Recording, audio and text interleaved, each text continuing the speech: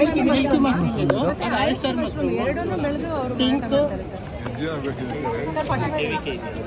ಇದು 45 ಡೇಸ್ ಅದು 25 days sir.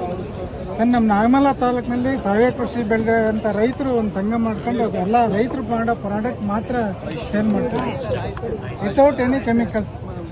Milky mushroom ಬೇರೆ, ಆಯಿಸ್ಟರ್ ಮಶ್ರೂಮ್ ಬೇರೆ, ಬಟನ್ ಮಶ್ರೂಮ್ ಬೇರೆ. ಇದು ಆಯಿಸ್ಟರ್ ಇದು ಇದು ಮಿಲ್ಕಿ ಮಶ್ರೂಮ್ ಸರ್.